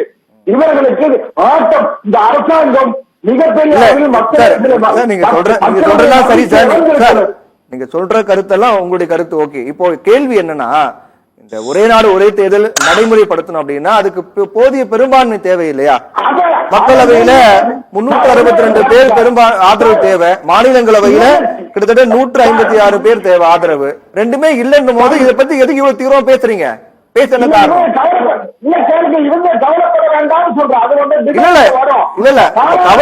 கவலைப்படுறது எதுக்காகனா, சாத்தியமில்லாத ஒன்னாதான் இருக்கு. இப்போதைக்கு இந்த நிமிஷம் வரைக்கும் சாத்தியமில்லாத ஒன்னாதான் இருக்கு, பெரும்பான்மை இல்லங்கிறது தெளிவா தெரியுது. அப்படி இருக்கும்போது இதை பத்தி பேச வேண்டிய விஷயங்கள்லாம் மறைக்கப்படுது இல்ல? இல்ல, சட்டமாற்றுவதற்கு தேவையான பெரும்பான்மை, சட்டமாற்றுவதற்கு தேவையான சட்ட உரிமைகள் எல்லாவற்றையும் மத்திய அரசாங்கம் ஆராய்ந்திருக்கிறது. இந்த உண்மை சொல்றாங்க. நீங்க உங்களுக்கு கிளியரா தெரியுது இல்லையா? 3/2 பங்கு வேணும் அப்படின்னு தெரியுது இல்லையா? இல்ல சார், அதெல்லாம் என்ன நான் இப்ப சொல்லிக்கிட்டே இருக்க வேண்டிய அவசியம் இல்ல. இன்னும் கூட கேட்டீங்கன்னா 28 மாநிலங்கள்ல ஒரு 10 மாநிலங்கள் அதுக்கு 1000 ரூபாய் தீர்மானம் நிறைவேற்றினா மாநிலம் விட்டுருங்க சார், மாநில சப்போர்ட் விட்டுருங்க. மக்களவையில பெரும்பான்மை இருக்கா இல்லையா? 10 மாநிலம் இல்லைங்க, 50% மாநிலங்கள். 50% மாநிலங்கள் நிறைவேற்றோம். மாநிலங்களை விடுங்க சார். மக்களவையில பெரும்பான்மை இருக்கா இல்லையா இந்த சட்டமாக கொண்டு வர? மசோதா நிறைவேற அரசியல் திருத்தம் மேற்கொள்ள மக்களவையில பெரும்பான்மை இருக்கா இல்லையா? பெரும்பான்மை இருக்கு. 362 பேர் இருக்கீங்களா? 362 பேர் இருக்கீங்களா? அது எப்படிங்கிறத நான் இப்ப சொல்ல வேண்டியது. ஏன்னு கேட்டா, என்னுடைய அண்ணா துரைப்பாண்டி அண்ணன் அவருக்கு தெரியும், இந்த சட்டம் ஒரே நாடு ஒரே தேர்தல் என்பது ஒரே நாள் தேர்தல் இல்லை, ஒரே நாடு. இல்ல, இப்ப அந்த மெத்தடுக்கும் நம்ம போல, அந்த நடைமுறைக்கும் நம்ம போல சார். இது மசோதா நிறைவேறணும், அரசியல் சாசனத்தை திருத்தங்கள் கொண்டு வரணும் அப்படின்னா 3/2 பங்கு ஆதரவு தேவை இல்லையா? மக்களவையில 362 ஆதரவு உங்களுக்கு இருக்கா இல்லையா? அவ்வளவுதான். இல்ல, தேவையான இந்த சட்டம் நிறைவேறுவதற்கு தேவையான சட்ட உரிமைகள் நாடாளுமன்ற உறுப்பினர்கள் ஆதரவு பாரதிய ஜனதா கட்சி அரசுக்கு இருக்கிறது, பிரதமர் நரேந்திர மோடி அவர்களுக்கு இருக்கிறது. இல்ல, எந்த அடிப்படையில இல்ல எந்த அடிப்படையில் நாடாளுமன்றத்துல மக்களவையில 362 பேர் ஆதரவு இருக்கா உங்களுக்கு? பாஜக மத்திய அரசுக்கு இருக்கா? நீங்க பிரவீன் சார் மறுபடி கொத்தி போடாதீங்க. அதாவது இந்த இது சட்டமாவதற்கு ஒரே நாடு ஒரே தேர்தல் சட்டம் சட்ட வடிவம் பெறுவதற்கு நாடாளுமன்றத்திலே ஒருவேளை டிவிஷன் வாக்கெடுப்பு நடத்த வேண்டிய அவசியம் வந்தால் இந்த அரசு வெற்றி பெறும். இந்த அரசு வெற்றி பெறுவதை நீங்கள் பார்க்கத்தான் போகிறீர்கள். அந்த தேர்தல் நடைமுறைகளில் விதிகளும் விதிவிலக்குகளையும் இப்பொழுது பேச வேண்டிய அவசியம் இல்ல. ஒண்ணு. சரி. இரண்டாவது நண்பர் காரை செல்வராஜ் ஒரே திராவிடம் பேசுறாரு. 2014 வரை திராவிடம் எங்க இருந்துச்சு, 2019 வரைக்கும் எங்க திராவிடம் எங்க இருந்துச்சுன்னா எங்களுக்கும் தெரியும், இந்த நாட்டு மக்களுக்கும் தெரியும். ரொம்ப போட்டு நீங்க திராவிடம் ஆரம்ப குதிக்காதீங்க. ஒரு 3 மாசம் 4 மாசம் கழிச்சா நீங்களே வேற மாதிரி பேச வேண்டிய நிலைமை வரும். சரி சரி துரை பண்ணிடலாம். நான் 2-3 விஷயம் நம்ம கேட்ட கேள்விக்கு பதில் சொல்ல அவரு பிரதமராக இருப்பதற்கு அவருக்கு பெரும்பான்மை இருக்கு. ஆனா 3/2 மடங்கு பாராளுமன்றத்துல இல்ல. வரும்போது பேசல. அடிப்படையில பாரதிய ஜனதா கட்சி இந்திய நாட்டின் அரசியல் சட்டத்தின் மீது நம்பிக்கை இல்லாத ஒரு கட்சி. 1949 நவம்பர் மாதம் 26ஆம் தேதி 50 நவம்பர் மாதம் 26ஆம் தேதி பாராளுமன்றத்தில் டாக்டர் அம்பேத்கர் அவர்கள் சட்டத்தை ஏற்றிவிட்டு பேசிவிட்டு போனார். அவர் பேசிவிட்டு போன அடுத்த நாளே ஒரு ஸ்டேட்மெண்ட் வருது. அடுத்த டிசம்பர்ல ஆர்கனைசர்ல கட்டுரை வருகிறது. என்ன கட்டுரை வருதுன்னா, இது நம்ம சட்டம் இல்ல, இது நம்ம சட்டம் இல்ல, உலகத்தில் இருக்கிற சட்டம். தயவு செய்து கொஞ்சம் சும்மா இருங்க. உங்களை விட அதிகமா எனக்கு கத்த தெரியும். விஷயத்தை பேச விடாம திசை திருப்பாங்க.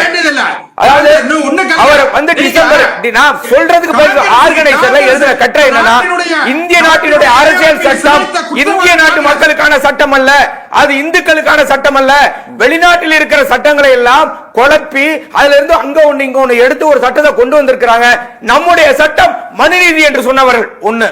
அடுத்தது இவருடைய தந்தை என்று அழைக்கப்படுகிற தேவராஜ் என்ன சொல்லியிருக்காருன்னா, தேவராஜ் என்ன சொல்லியிருக்காருன்னா, நம்மளுடைய அமைப்பு என்பது யூனிட்டரி ஸ்டேட், இந்திய நாட்டுக்கு தேவை என்பது யூனிட்டரி ஸ்டேட், ஒற்றை ஆட்சி முறை.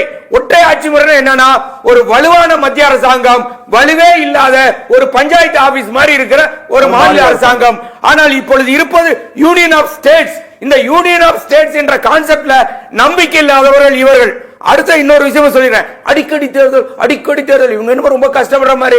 அடிக்கடி தேர்தல் சரி ஜனநாயகத்துல, ஏன் ஜனநாயகத்துல சரின்னா, நான் ஓட்டு போட்டேன்ல, நீ செய்யவில்லையோ, எதற்காக வாக்கு வாங்கினாயோ அதற்காக நீங்கள் வேலை செய்யவில்லை என்று சொன்னால் உன்னை திரும்ப பெற வேண்டும்.